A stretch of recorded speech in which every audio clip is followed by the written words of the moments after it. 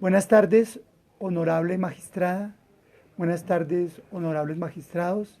Un saludo para todos y todas las asistentes a esta audiencia pública. Agradezco el espacio que me brindan para expresar mi opinión como sujeto procesal. Eh, el IMPEC, a pesar de que recibió una notificación desde hace 3 meses para que me trasladaran a la audiencia pública, no cumplió con este requerimiento y por eso me veo en la necesidad de recurrir a este mecanismo para poder dar a conocer mi intervención, a pesar de que estos elementos están prohibidos en esta cárcel de máxima seguridad. Quiero ser muy puntual en mi intervención y acogerme a los 10 minutos que ustedes muy amablemente me han concedido, y empezaré por destacar la importancia que tiene la libertad de pensamiento como un componente fundamental en el desarrollo del conocimiento y en la actividad académica. Es esta libertad de pensamiento la que ha servido de garantía del conocimiento frente a las acechanzas de los poderes políticos, económicos, culturales, religiosos, y ha sido el resultado de una larga lucha de la humanidad por consagrar este principio. Desde los albores del pensamiento griego, recordemos cómo Sócrates fue perseguido por sus ideas, por su crítica a los dioses y supuestamente por pervertir a la juventud, fue condenado a beber la cicuta.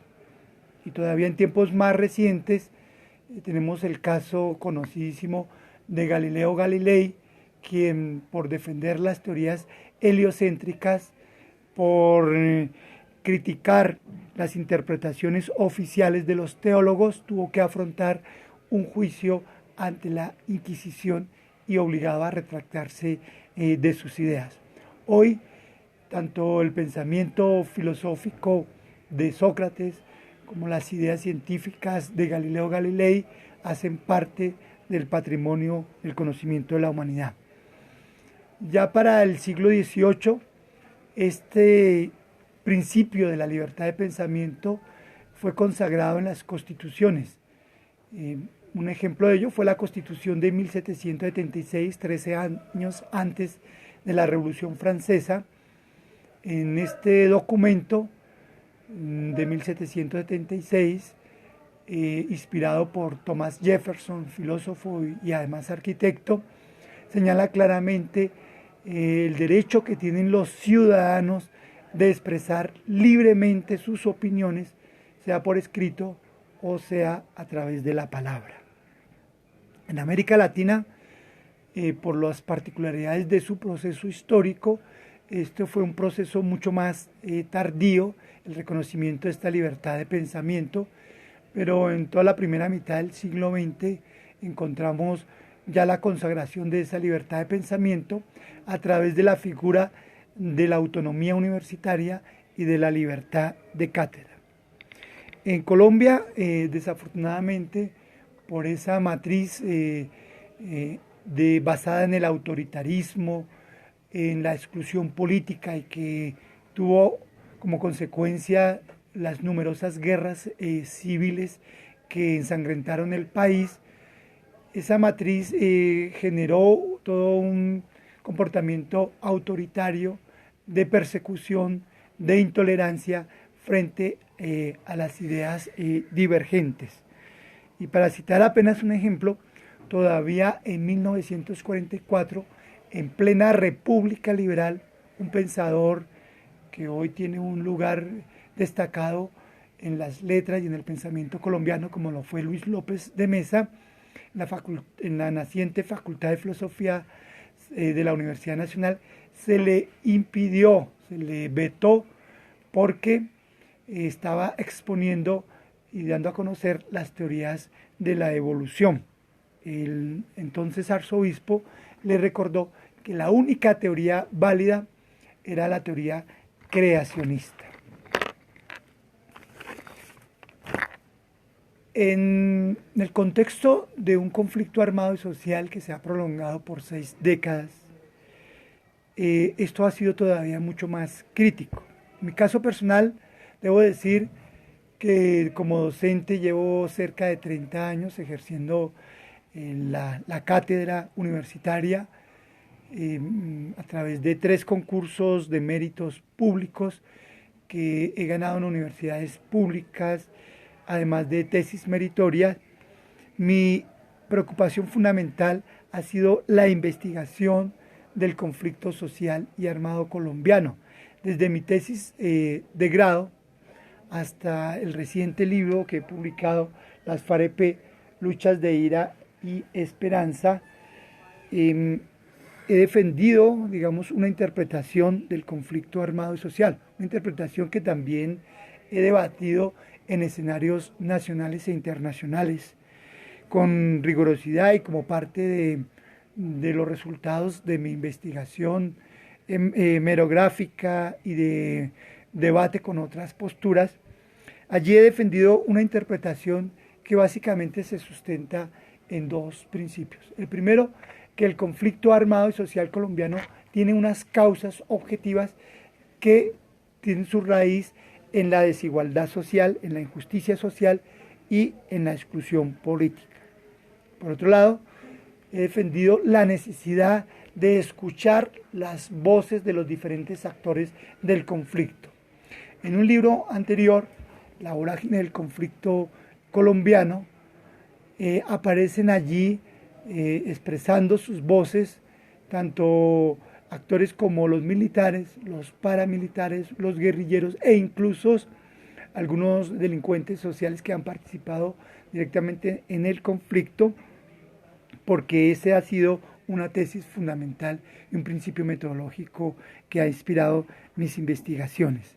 Desafortunadamente, Colombia ha hecho carrera una tesis perversa que trata de asimilar divergencia con insurgencia, que asimila la lucha por una justicia social con la lucha guerrillera. De hecho, durante las 2 administraciones del anterior presidente Álvaro Uribe Vélez, se prohibió hablar de conflicto armado y social y solamente se hizo posible referirse al conflicto en términos de una amenaza terrorista. Aquellos que hemos desafiado estas interpretaciones ha tenido como consecuencia la persecución, en mi caso personal, por parte de la Fiscalía, de las fuerzas militares, de los grupos paramilitares y de la Procuraduría. Quiero dejar claro que el defender una postura de las causas objetivas del conflicto armado y social en ningún momento ha venido acompañado ni ha significado el empleo de las armas para defender esas tesis y mucho menos el pregonar el derrocamiento del régimen constitucional.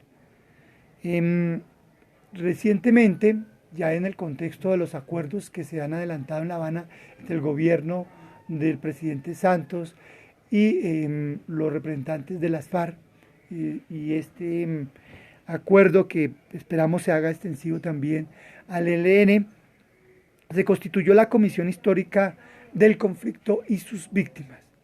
Esa comisión, que estuvo integrada por destacados académicos e investigadores del conflicto armado y social, llegó a una conclusión, y es que existen diversas y plurales interpretaciones sobre los orígenes del conflicto, sobre su persistencia en la sociedad colombiana y sus efectos sobre esa sociedad. Y hoy se ha constituido en un elemento fundamental para la Comisión del Esclarecimiento de la Verdad, la Convivencia y la No Repetición. No es una casualidad que en esta comisión hayan estado al frente como relatores 2 destacados sociólogos. Por un lado, el doctor Eduardo Pizarro, quien entre otras cosas fue mi director de tesis de pregrado, y el doctor Víctor Manuel Moncayo, quien fuese rector de la Universidad Nacional en 2 ocasiones. 2 miradas, 2 perspectivas diferentes frente al conflicto de dos académicos que hacen parte de la comunidad universitaria y concretamente de la Universidad Nacional de Colombia. Y con esto ingreso al tercer punto que quiero señalar aquí, y es cómo el Estado me ha negado las mínimas garantías para el ejercicio de mi pensamiento, garantías que el mismo Estado ha establecido. Y esto me hace pensar que el Estado ha utilizado el aparato penal en mi contra, porque no de otra forma me explico cómo yo, siendo un profesor invitado por una de las universidades más prestigiosas de América Latina, como fue la UNAM, a hacer un postdoctorado, se haya emitido una circular roja, no por el delito de rebelión que se escondió, sino por el concierto para delinquir, presentándome como un terrorista. Además de ello, se desconoció un tratado de extradición vigente entre Colombia y México y fui secuestrado y traído a Colombia siendo víctima de torturas, de tratos crueles e inhumanos. Al mismo tiempo, se negó un principio constitucional como es la presunción de inocencia. Fui presentado ante los medios de comunicación y por el mismo presidente de ese entonces, el doctor Álvaro Uribe Vélez, como un terrorista internacional.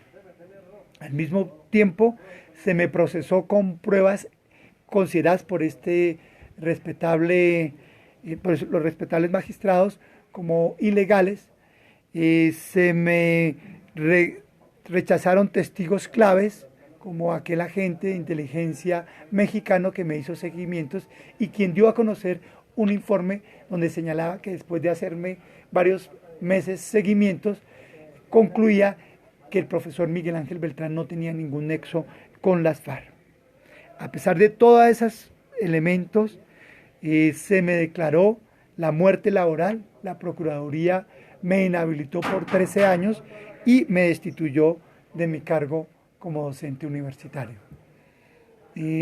No hablo acá también de las amenazas que ha sufrido mi núcleo familiar, que nos ha obligado a salir, a extraditar, a exiliarnos fuera del país. Finalmente, he sido confinado por segunda vez en esta cárcel de máxima seguridad, en condiciones de hacinamiento, donde no se me permite el ingreso de libros, ni revistas, ni periódicos, y donde en estos 6 meses no he conocido la luz del sol.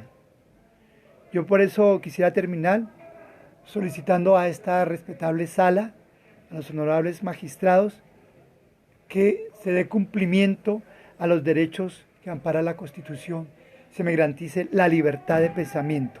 En un país que ha vivido en medio de la intolerancia, en medio de la exclusión, en medio de la persecución durante 60 años de guerra, hay una gran esperanza de los colombianos y las colombianas porque se llegue al fin del conflicto y se establezca una paz estable y duradera.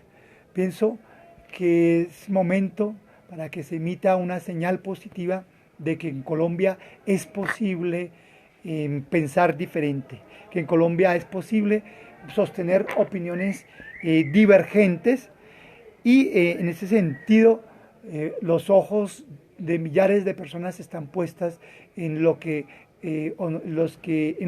se resuelva aquí en esta sala. La comunidad internacional que se ha expresado a través de cartas ve con gran horror y sorpresa como un académico con recorrido de investigación ha sido perseguido por sus ideas, por sus análisis del conflicto, algo que es impensable en cualquier otra comunidad académica. Estudiantes míos, que hoy algunos de ellos ya son profesionales, también esperan recibir una señal positiva en el sentido de que los valores que he pregonado en mis clases, como la honestidad, la tolerancia, el pluralismo, la rigurosidad en el análisis académico, puedan ser legitimados como parte del trabajo académico. También mis ancianos padres, hoy presentes en esta audiencia, Mi padre hoy tiene 94 años, mi madre tiene una enfermedad terminal. Ellos también son hijos y víctimas de esa violencia bipartidista, desplazados de sus tierras, perseguidos también. Y ellos esperan poder ir a la tumba con la satisfacción de que su hijo fue liberado, de que finalmente hubo justicia con él. Finalmente, mis hijos, mis 3 hijos, esperan el retorno de su padre. 2 hijos pequeños que han nacido en estas difíciles condiciones de la cárcel, que han sido arrebatados de los brazos de su madre y de su padre para tener que venir y soportar las arbitrariedades que comete la guardia cuando hay visita de niños. Ellos todavía no han superado su etapa infantil y ya son víctimas de esta guerra, de este conflicto armado. Y yo espero, respetados magistrados, que en un futuro en este país podamos decir, como Voltaire lo dijo en su momento, ese librepensador que fue también perseguido y confinado en la Bastilla, podamos decir, y pueda decir el Estado colombiano a sus ciudadanos: no estoy de acuerdo con lo que dices, pero haré hasta lo imposible para que lo puedas decir. Muchas gracias. Como parte de este video, quiero dar a conocer las condiciones en que me encuentro en este momento en esta cárcel de máxima seguridad y la que compartimos otros internos y presos privados de la libertad. Por un lado, aquí está el retrete, el inodoro, donde tenemos que hacer nuestras necesidades. Es algo que está totalmente descubierto, violando toda nuestra intimidad, y allí tenemos que hacerlo delante de los otros 3 internos que se encuentran allí. Por otro lado, disponemos apenas de este lavamanos que nos sirve para lavar manos, para lavar la ropa, para todos los quehaceres, con el agravante que el agua se suministra interrumpidamente, solamente 3 veces al día, 1 hora, pero a veces no se cumple con ese horario. Por eso tenemos que recurrir a estos canecos para guardar el agua. Por otro lado, no disponemos de agua potable, tenemos que recoger agua para tomar, afectando nuestra salud y nuestras condiciones higiénicas también. Este son el espacio que nosotros tenemos para colocar nuestras cosas. No hay libros porque no está permitido la tenencia de libros. Nuestro contacto con el exterior a partir de la celda es esta ventana de 20 centímetros por 1,20 aproximadamente, y es el único espacio que nos permite un contacto con el exterior y por donde ingresa la luz. Por eso las celdas son bastante oscuras. En esta celda y en todas las celdas de aquí del Herón convivimos 4 presos en cada una de ellas. Estas son las colchonetas. Desde hace un tiempo no se nos suministran colchonetas debido a las denuncias que hemos hecho públicamente.